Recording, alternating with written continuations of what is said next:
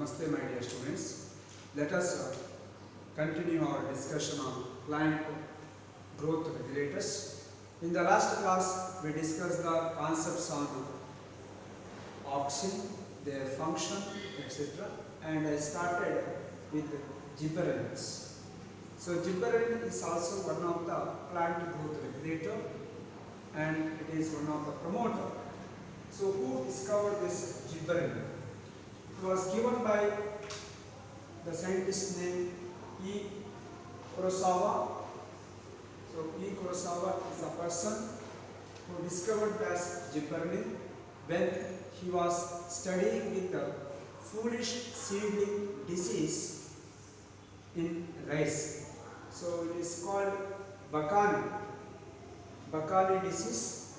It is for Bakani disease or foolish seedling disease. Foolish seedling refers to is not the real seedling of the rice. It is false seedling of rice due to the attack of one fungus. It is called Gibberella fungicori. So Gibberella fungicori is the fungus that will going to have the attack on rice, causes foolish seedling disease. This person named E. Kurosawa, working with that foolish seedling disease, and he treated the sterile filtrate of the pathogen Gibberella fungicori with healthy rice seedlings. With the healthy rice seedlings, he treated the filtrate, that is sterile filtrate of Gibberella fungicori, and as a result it showed the symptom of Bakani disease with respect to that plant. Later the active substances were identified as gibberellic acid. Later, after the observation of attack of this sterile filtrate of the Gibberella fungicori with the healthy seedling of the rice result in the occurrence of Bakani disease or foolish seedling, and they observed the substance like gibberellic acid in the later oncoming days after doing the extraction from that diseased seed. And there are more than 100 gibberellins. So it is named like GA1, gibberellic acid 1, gibberellic acid 2, 3, like that. And out of this thing, it is from the fungi or plant. Then gibberellic acid, it is also called as GA3, gibberellic acid 3 or terpene, is one of the first discovered and most intensively studied gibberellins. So one of the most important gibberellin extensively studied by different scientists, it is the gibberellic acid 3 or terpenes. Now coming to the point of their action.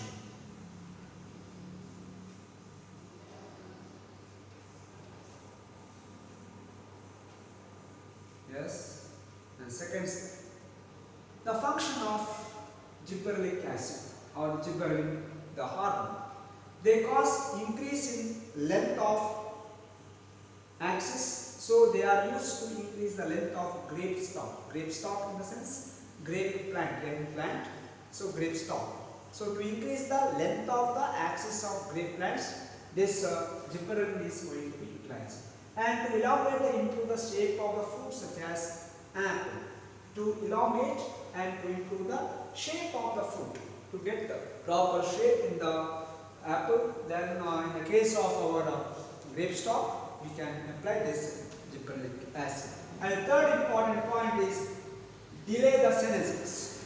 The third important point is delay the senescence. Delay with respect to aging. Senescence refers to aging. So age agadu delay maadu. So the fruits can be left on the tree to extend the market tree. So till the proper pricing for marketing purpose, the farmer can leave that food with that plant after the application of this gibberellic acid, because it will going to delay the aging phenomenon. So the farmer will going to get the benefit with respect to this from this gibberellic acid. So the farmer will get profit. Then gibberellic acid 3 is used to speed up malting process in brewing industry. In the beverages, with respect to beverage production, gibberellic acid is going to be utilized under malting process regarding with the beverages. So in that also it is going to be applicable.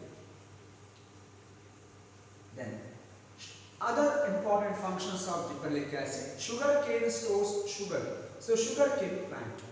In the sugar cane plant stem, what is the main content? Sugar.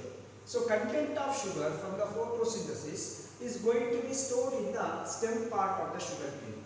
If the internodal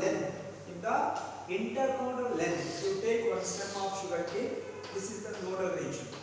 So if you have the length of internodal portion, if it is increased, then it is good to store more amount of sugar. That means what? The farmer will going to get the maximum biomass or the yield. So by the spraying of sugarcane crop with the gibberellins or gibberellic acid, it will going to enhance or uplift the length of the stem. So length of the stem will going to increase means by the increase of internodal region. In the nodal region, the sugar is not going to be there. In the internodal region, the sugar is going to be stored. So to increase the internodal region, here we can have the spreading of this gibberellic acid onto the sugar cane plant. So that will going to yield about 20 tons per acre. That is the increase of value of biomass. Then spraying juvenile conifers with gibberellic acid. So conifers in plant there. So for that, if you are going to spray the gibberellic acid, it will going to hasten the maturity period. So maturity period is going to be there in early days. So prematurity, the actual period which is going to be there for maturation, it is going to be reduced. So early maturity can be attained. So it leads to the early seed production. Because of maturity is fast, flowering is fast. Flowering is fast means fruit setting, seed setting is fast. Then for bolting effect, internode elongation just prior to flowering. Before the flowering, the internodal length increase in the case of stem portion with respect to beet and cabbages and many plants with the rosette habit. Cabbage or cauliflower cabbage, especially cabbage, rosette arrangement of the leaf. So in a particular circular manner, the attachment of the leaf and going to form the cabbage. Cabbage is nothing but the leaf, isn't it? But the arrangement of leaf in such a way that the shape of that cabbage is going to be there. That is the rosette habit of arrangement. It can be done by using this spraying of gibberellic acid. This is the one of the important growth problem. And third one is the cytokine. So cytokinin, if you take the scientist F. Spoor, the scientist who did the major observation under this cytokines. F. Spoor and co-workers, his co-workers, observed that from internodal segment of tobacco stem, internodal segment of tobacco stem is having the callus. It is a mass of undifferentiated cell, proliferated only if the nutrient media was supplied with the extract of vascular tissues, then yeast extract, coconut milk or DNA. So what they did, this F. Spoor and his co-workers did one experimental proof by taking the growth of tobacco stem in a nutrient media, a good mass of production of callus and proliferation of that one is there only when the nutrient is supplied with the our vascular extraction of the vascular tissue, or the yeast extract, or coconut milk or DNA. Means what? These content, coconut milk and DNA or DNA, yeast extract, vascular tissues, these are with the identified and crystallized the active substance and termed as kininogen.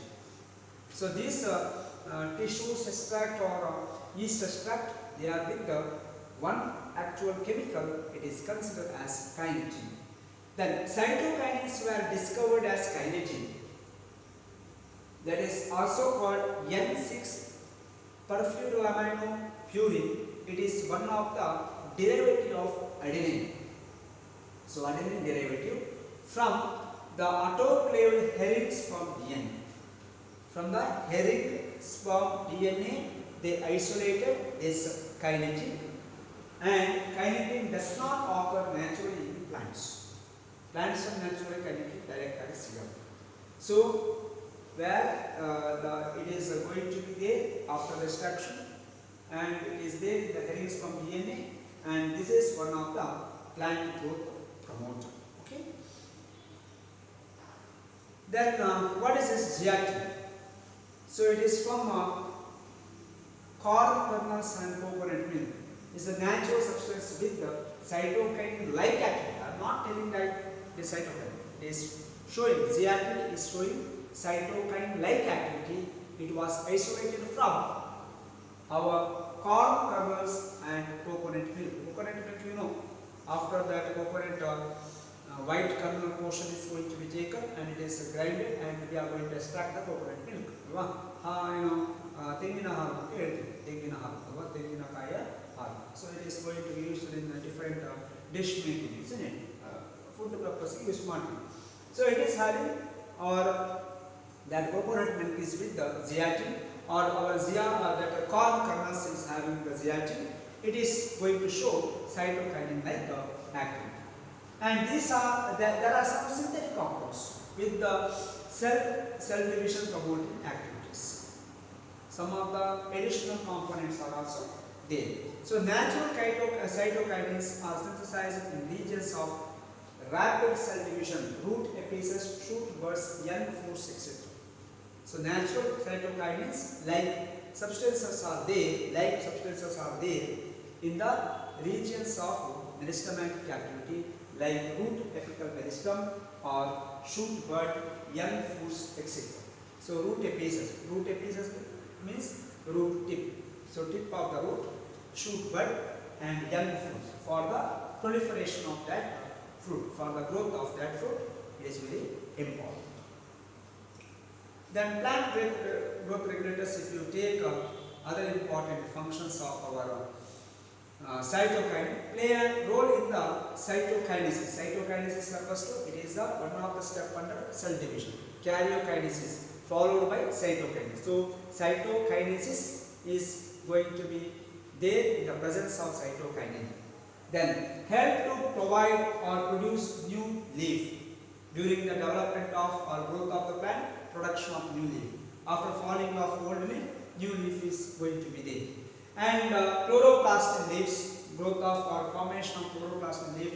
Then lateral shoot growth and adventitious shoot formation. For all those things, it is important. Okay.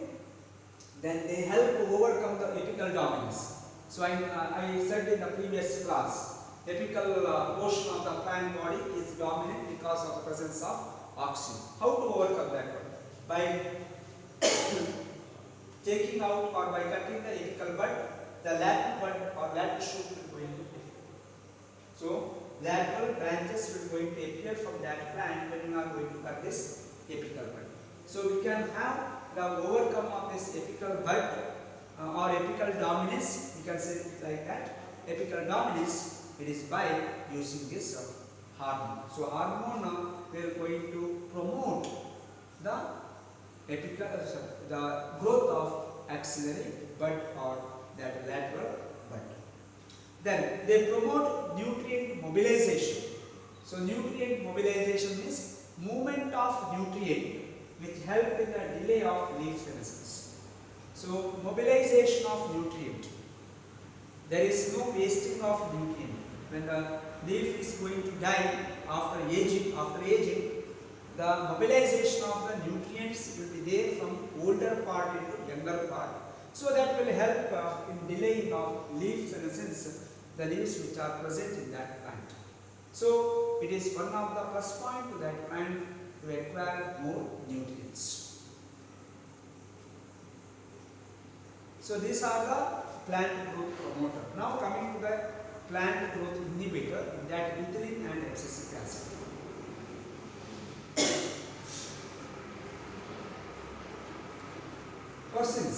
Cosins is the person. Confirm the release of a volatile substance from ripened oranges that hasn't the ripening of stored banana. So when the banana is not ripened, when these bananas are kept along with orange, the orange is going to be, it is already ripened, and the banana will going to ripen in very fast manner than natural way. Why? So Cousins observed, confirmed the release of a volatile substance, release of one of the volatile chemical compound from the orange that will going to hasten or going to speed up the ripening of the banana, raw banana. Later this substance was identified as ethylene. Adanu ethylene anteli identification mark C2H4 ethylene. So ethylene is a simple gaseous plant growth regulator. So it is synthesized in large amount by tissues undergoing senescence and ripening of fruit. So it is a fruit ripening hormone. Here is the banana, raw banana. Now it is ripened mango. So the stages of ripening, banana ripening. So it is one of the fruit ripening hormone. Name the fruit ripening hormone, that is the ethylene. Okay. This is the ethylene, the wonder ripening gaseous molecule spray. Here it is space to the spray model, the total group of that raw banana, isn't it? So it is one of the economically important thing in the marketing purpose. Then function. It influences horizontal growth of seedling, swelling of axis and apical hook formation in dicot seedling. So here we can observe the apical hook formation, the dicot seedling, and also it is important with respect to horizontal growth of seedling. Horizontal growth of seedling, then there is the horizontal growth and hook formation. That is the importance of our swelling of axis and apical hook formation in the dicot plant or dicot seedling.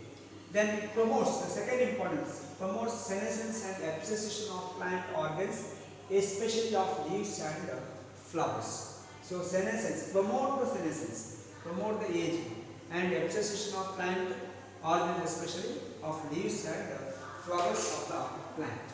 It promotes fruit ripening. It enhances respiration rate during fruit ripening. So during the fruit ripening, for example, if you take banana or mango, etc., we can observe the rate of respiration is going to be speed up. That is enhanced by this ethylene hormone. And this is called respiratory climatic condition.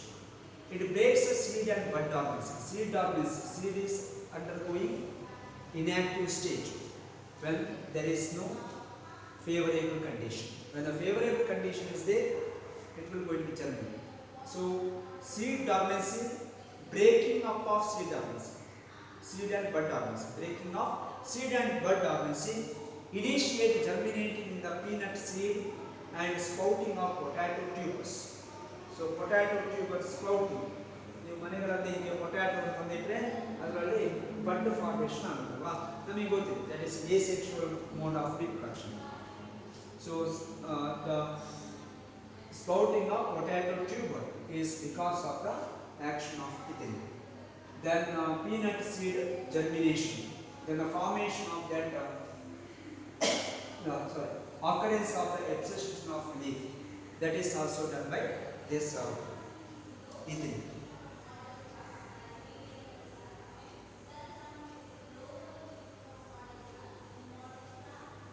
See, promote rapid internode or PTO elongation in deep water rice plants. It helps leaves or upper part of the shoot to remain above water. This is another important thing. If you take northeastern part of our country, Meghalaya or Assam, etc., etc., Manipur, there the paddy field, in that paddy field, the paddy plant is slightly bigger, above the level of water. And this is another important feature here. Promote rapid internode or PTO length elongation in deep water rice plant. So as a result of that, the leaf is always be present above the level of water. Okay. So as a result, it is important for the production of paddy or biomass production, yield. Then promotes root growth and root hair formation. This will increase absorption surface. Promote the root growth under the surface of soil and root hair formation. So as a result of that, proper acquisition or the absorption of the required nutrients to the plant can be achieved in the case of our paddy plant or that plant. Then used to initiate flowering and for synchronizing fruit set in pineapple. So flowering and fruit setting in pineapple, synchronization at a time. All the pineapples will going to flower and going to set the fruit. That is done by this ethylene hormone. Then it also induces flowering in mango. In mango plant, during the season, the initiation of flowering is done by this ethylene. Then since ethylene regulates so many physiological processes, it is widely used in agriculture. In agriculture point of view, in case of nurseries, etc., we can use this ethylene in different format, in different level, and as a result of that, proper formation of the root and root hairs, ripening of fruit, setting of flower, etc., etc., it is synchronized, and formation of root and root hair growth, that is also there, and internodal length will going to, or petiole is going to be elongated in deep water rice plants, so that the vegetative part will going to be there, the leaf will going to be emerge out of the water. That is the thing of our ethylene. The most widely used source of ethylene is ET4. ET4 is an aqueous solution. Is readily absorbed and transported within the plant and releases ethylene slowly. ETO4 is absorbed by the plant, and release of that ETO4 in the form of ethylene is a very slow process. So that is another important criteria. So ETO4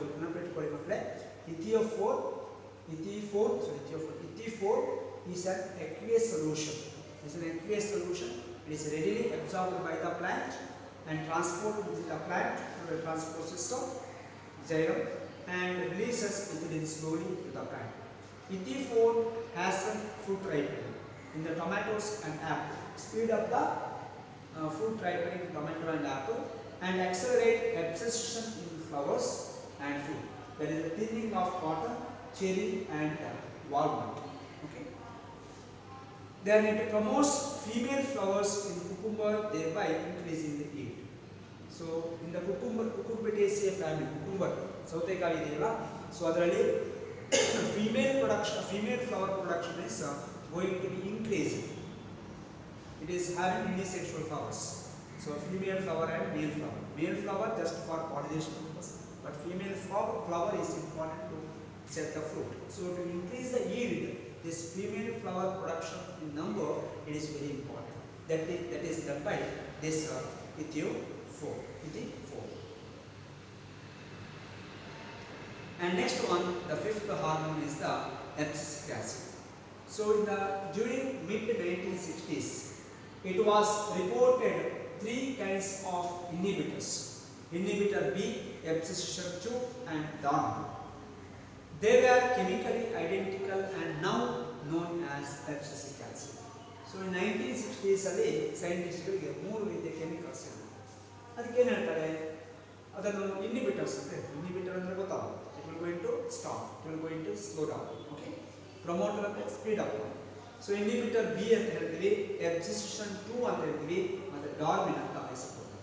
but later after the continuous workout, the chemically they are identical. All the three are same with respect to chemical nature, and it is commonly called as abscisic acid, ABA. ABA is a derivative of carotenoid. Is a derivative of carotenoid content, carotenoid type of chemical. So remember, ABA means abscisic acid. Okay. So it regulates abscission and dormancy. Abscission and dormancy. Then functions. It acts as an inhibitor of plant growth and metabolism.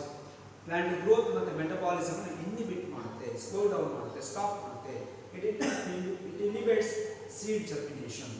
So it stimulates closure of stomata in the epidermis. It increases the tolerance of plant to various kind of stresses. So this is the stress hormone. To overcome the stress hormone. ಅಲ್ಲಿ ನಾವು ಎಪಿನೆಫ್ರಿನ್, ನಾರೆಪಿನೆಫ್ರಿನ್, ನಾರೆಟಿನಾಲ್ ಅಂತ ಹೇಳಿದ್ರೆ stress hormone, emergency hormone ಅಂತ. ಇಲ್ಲಿ plant ಅಲ್ಲಿ ನಾವು ಹೇಳಿದ್ರೆ stress hormone ಹೇಳಿದ್ರೆ that is the abscisic acid. and therefore it is also called stress hormone. ನೆನಪಿಟ್ಟುಕೊಳ್ಳಿ, ಅಲ್ಲಿ ನಾವು ಹ್ಯೂಮನ್ ಬೀಯಿಂಗ್ಸ್ ಅಲ್ಲಿ ಸ್ಟ್ರೆಸ್ ಹಾರ್ಮೋನ್ ಹೇಳ್ತೀವಿ, ಎಮರ್ಜೆನ್ಸಿ ಹಾರ್ಮೋನ್ ಅಂತ ಹೇಳ್ತೀವಿ. ಇಲ್ಲಿ ಪ್ಲಾಂಟ್ಸ್ ಬಂದ್ರೆ stress hormone, that is the abscisic acid, because it is going to be there during the time of various kinds of stress, temperature stress or water scarcity, pH changes, etc. So it has an important role in seed development, maturation and dormancy. So seed dormancy, seed will undergo inactive state when the unfavorable condition is there. That is done by our abscisic acid. And seed dormancy by abscisic acid helps to withstand desiccation. ಏನಾಗುವುದಿಲ್ಲ ಇದ್ರೆ ಹಾಳಾಗುವುದು, viability ಹೋಗುವುದು, viability ಇರಲ್ಲ, ನಾನ್ viable ಆಗುತ್ತೆ, ಸತ್ತೋಗುವುದು ಅಲ್ವಾ, non viable ಅರ್ಧ ಸತ್ತೋಗುವುದು. So ಹಾಗೇನಾಗುತ್ತೆ, germination ಆಗಲ್ಲ. So to maintain a viable condition, to withstand the from the desiccation during the unfavourable condition and other factors unfavorable for growth, during that time seed is going to have the dormancy. So seed dormancy is achieved by this hormone called abscisic acid and closure of stomata during the time of unfavorable condition. Then PGRs, generally plant growth regulators, play individualistic or synergistic role. Such roles may be complementary or antagonistic. Opposite irbodu, same. Then opposite irbodu, that is a complement antagonistic in reaction. So PGR interact to affect dormancy in seed or bud, abscission, flowering, senescence, vernalization, apical dominance, seed germination, plant movement, etc. ಇದೆಲ್ಲವೂ ಕೂಡ ಅದು negative ಆಗಿರ್ಬೋದು, positive ಆಗಿ ಕೂಡ general ಆಗಿ ನಾವು PGR ಅಂತ ಹೇಳ್ಬೋದು. In most cases abscisic acid act as an antagonistic to gibberellic acid. Gibberellic acid ಏನು ಮಾಡುತ್ತೆ, ಅದಕ್ಕೆ ಆಪೋಸಿಟ್ ಆಗಿ ಹೆಚ್ಚಿನ ಟೈಮಲ್ಲಿ ವರ್ಕ್ ಮಾಡುತ್ತೆ. So action of gibberellic acid versus action of abscisic acid, it is opposite with each other. So one is going to do one kind of function, another is going to control that function. It is one of the antagonistic activity. This is our different hormone: auxin, gibberellic acid, cytokinin function. Gibberellic acid for that root initiation, shoot initiation. ಅದನ್ನು ಹೇಳೋದು ಅಷ್ಟೇ, generalise ಆಗಿ ಇರುವಂತ.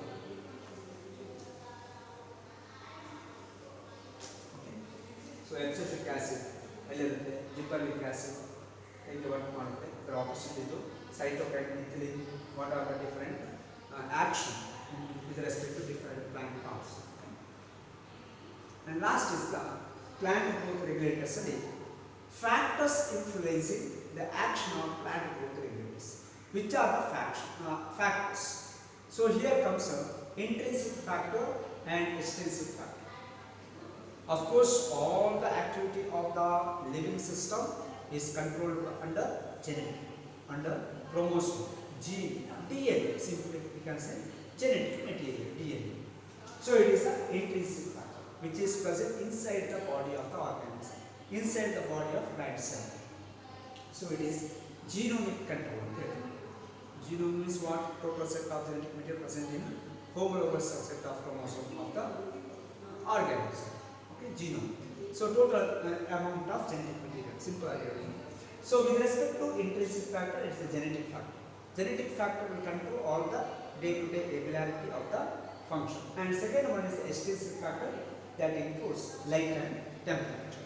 That also affect with respect to influence with respect to action of plant growth regulators. So that is about this chapter, my dear students.